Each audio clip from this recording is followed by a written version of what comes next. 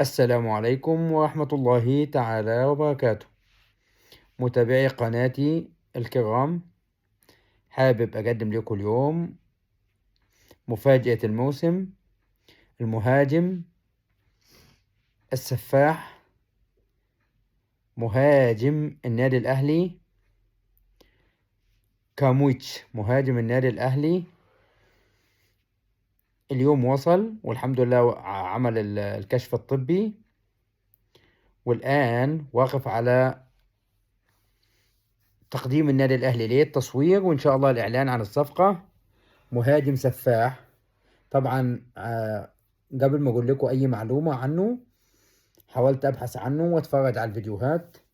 بصراحة لعيب متألق جدا، اهداف يمين بالشمال، بيلعب بالرأس، عنده سرعة رد فعل رهيبة.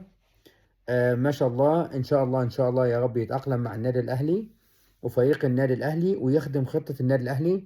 طبعا تعليقنا دوت بعد كمان مباراة اليوم بين الاهلي ويانج افريكانز. المباراة كانت في المتناول، الأهلي كان يقدر يحسم التأهل من هناك. طبعا النتيجة 1-1 مش وحشة، ولكن الفرص اللي ضاعت لو لقيت مهاجم قوي زي كامويتش، اسمه كده أو بنطقوه كده كامويتش، المهاجم السفاح. بصراحة لعيب عالي، أهداف باليمين وبالشمال، بالرأس شغال. يعني حاجة ما شاء الله ما شاء الله. طبعا أهم حاجة إنه يتأقلم مع الفريق، مش المهم إن هو يعني يكون بيحرز أهداف. إحنا كان عندنا إسماعيل كولوبالي، الله يمسيه بالخير، لعيب كان كله متر ونص، ولكن بتلاقي دبل كيك ماشي يمين، ماشي شمال، ماشي بالراس ماشي، وفجأة الونة إجت في دماغه، ساب النادي الأهلي وهرب. ركب الناقة وشرخ وقال لك أنا مضطهد في مصر ومش متأقلم مع الفريق وطبعا كلام غير صحيح بالمرة. بس الصفقة ديت فعلا لو اللعيب دوت اتأقلم مع الأهلي ومع خطة المدرب وفعلا يعني خدم على الفريق، اللعيب دوت هيكسر الدنيا. أتمنى تشوفوا الفيديوهات بتاعته. طبعا لحقوق الطبع والنشر مش نعرف ننزل لكم فيديوهات، ولكن انا ببشركم ان اللعيب دوت هيخدم الاهلي خدمة العمر. فالاهلي دلوقتي عمل صفقات ما شاء الله تخدم، يعني الاهلي دلوقتي عمل صفقات. بنهاية الصفقات الاهلي خد كمان هادي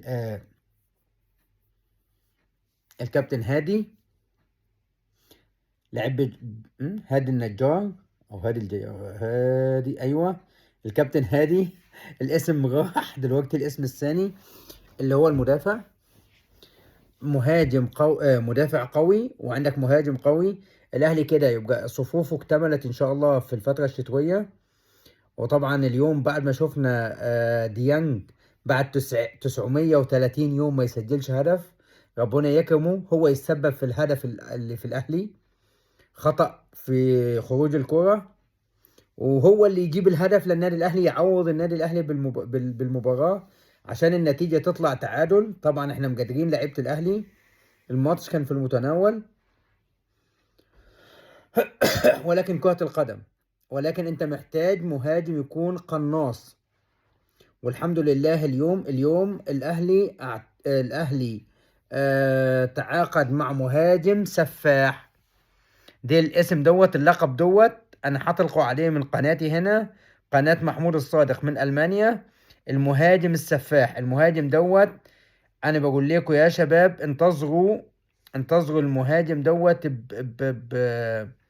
انا اتمنى مش بس الفيديوهات، اتمنى اشوفه في الملعب، لان كرة القدم بتعتمد على الملعب، ما بتعتمدش على الفيديوهات. ولكن الفيديوهات اللي احنا شفناها آه،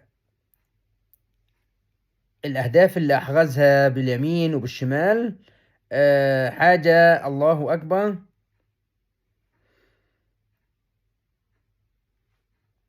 حاجة ما شاء الله ما شاء الله ما شاء الله. يعني حاجة مبشرة جدا. واتمنى ان شاء الله بالتوفيق ليه مع الاهلي المصري. وبكده صفوف الاهلي تكون اكتملت.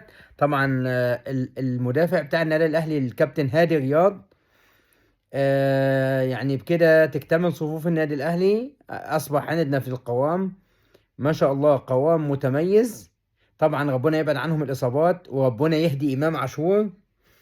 ربنا يهدي امام عاشور للنادي الاهلي وجماهيره ولنفسه طبعا اولا واخيرا. الصفوف اكتملت. انا سعيد جدا، انا سعيد جدا بالخطوه اللي اخذها اليو ديانج، ان هو يمضي كلاعب حر بعد 4 شهور يروح فالنسيا الاسباني. دي خطوه كبيره في مسيرته كلاعب. بالتوفيق للكابتن اليو ديانج.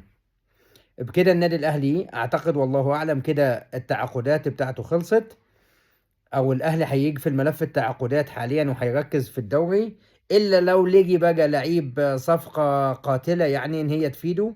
طبعا باقي يومين، باقي بكرة وبعده والقيد الشتوي بينتهي.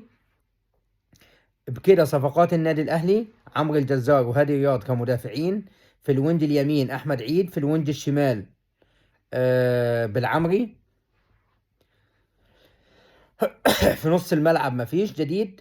في المهاجمين جاب معانا عندك مروان عثمان وكاموتش المهاجم السفاح. انا هنزل لكم صورة المهاجم السفاح، المهاجم الجديد بتاع النادي الاهلي. يا رب بالتوفيق ان شاء الله للنادي الاهلي في القادم. مباراة اليوم عدت على خير الحمد لله، خدنا نقطة، ابعدنا شوية بعيد عن المعمعة بتاعت المباريات. باقي للاهلي مباراتين: شبيبة القبائل والجيش المغربي هيلعبوا مع بعض النهارده الساعة 9، يعني بعد قليل. إن شاء الله النتيجة تخدم الأهلي ويصعد أول مجموعة. وبكده نختم معاكم البث في رعاية الله وأمنه. أقصد نختم معاكم الفيديو في رعاية الله وأمنه. أخوكم محمود الصادق من ألمانيا. ما تنسوش تشتركوا بالقناة وتصلوا على رسول الله. والسلام عليكم ورحمة الله تعالى وبركاته.